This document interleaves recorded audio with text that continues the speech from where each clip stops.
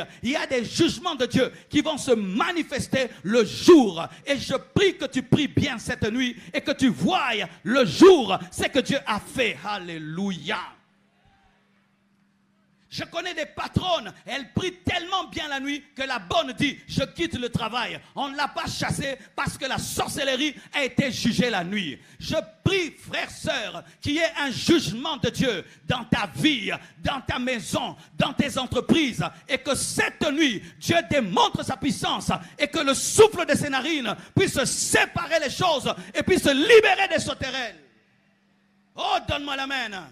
Il est le même hier, aujourd'hui et demain. Il n'a point changé. Lorsque tu veux un jugement de Dieu, passe la nuit devant Dieu. Passe la nuit devant Dieu. Quand tu veux un jugement, tu vois que la sorcellerie s'amuse dans votre famille. Les magiciens commencent à jouer avec toi. Les gens commencent à te dire, est-ce que toi tu es homme de Dieu? Est-ce que toi tu es homme de Dieu?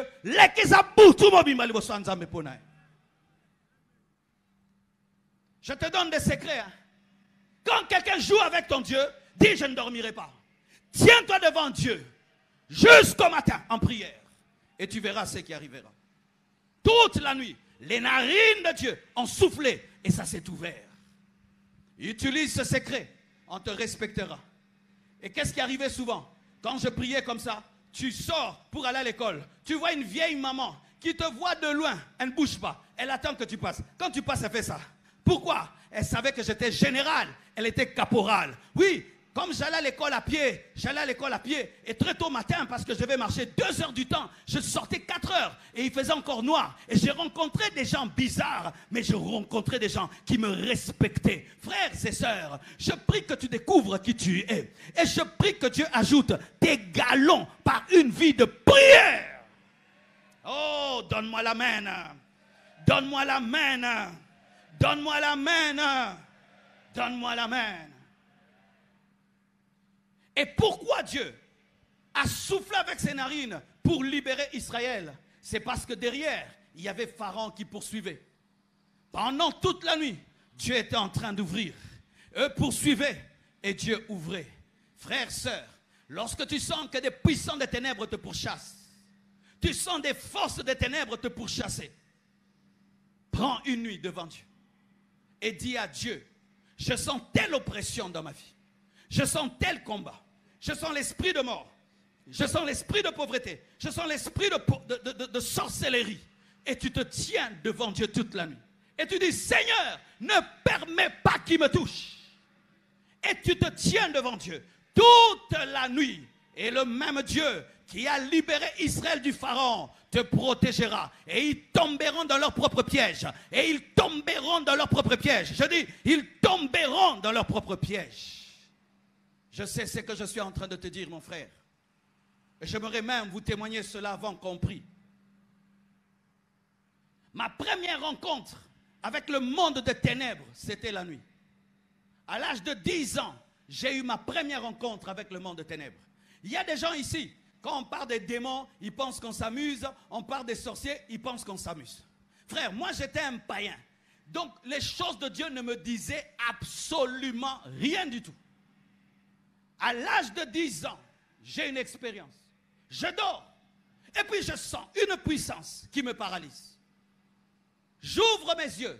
Je vois des femmes qui ont la capacité de traverser un mur et d'entrer dans ma chambre sans passer par la porte.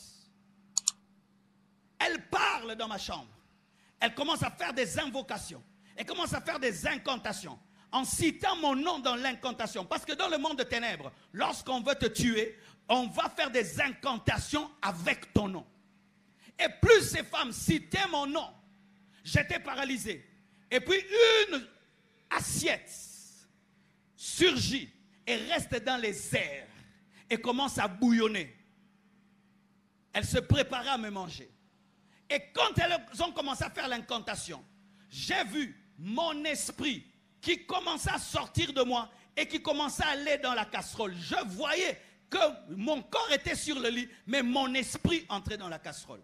Mes frères, il y a des gens qui meurent. Ce n'est pas la maladie. Ils meurent dans la sorcellerie. Moi, j'ai vécu ça. Quand je vois ça, Je ne connaissais pas Dieu. Mais on m'avait appris des prières. J'ai fait ma première prière, elle n'a pas marché. J'ai fait la deuxième prière. Notre Père, quand j'ai dit seulement que ton règne vienne, tout d'un coup, la casserole est tombée, les femmes ont disparu et la puissance de Dieu m'a libéré. Ce jour-là, j'ai expérimenté qu'il y a de la sorcellerie, mais qu'il y a aussi la prière qui est au-dessus de la sorcellerie. La prière est au-dessus de la sorcellerie. La prière est au-dessus de la sorcellerie. Je vais le dire jusqu'à ce que ça entre. La prière est au-dessus de la sorcellerie. Lorsque la sorcellerie t'attaque, prie, prie et prie. Ils ne te feront rien. Donne-moi la main que je te parle. Je n'étais pas pasteur. Je n'étais pas né de nouveau. Mais Dieu m'a délivré quand même. Et toi qui es serviteur de Dieu, et toi qui es né de nouveau, je t'assure, et je n'avais même pas dit Jésus, j'avais dit que ton règne vienne. Mais dedans, il y avait le nom de Jésus. Mais toi, quand tu dis Jésus clairement, il y a des éclairs, il y a des tonnerres, même si tu ne les vois pas, c'est ce qui arrive. Alléluia. Alléluia.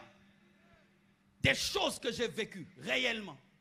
Une fois encore la nuit, j'avais menacé les sorciers à l'église. Et je suis allé à la maison. Quand je les ai menacés, j'ai senti que les sorciers m'accompagnaient. J'ai senti que des gens me suivaient.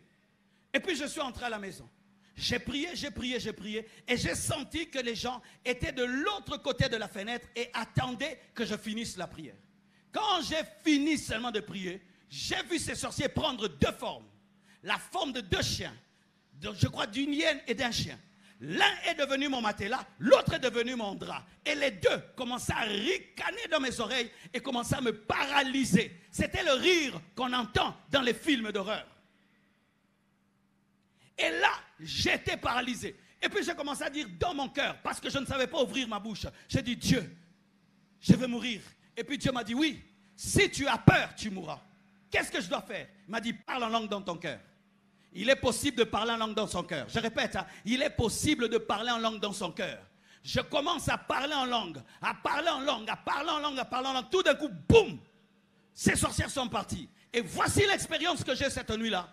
J'entends des gens dans ma chambre en train de parler en d'autres langues.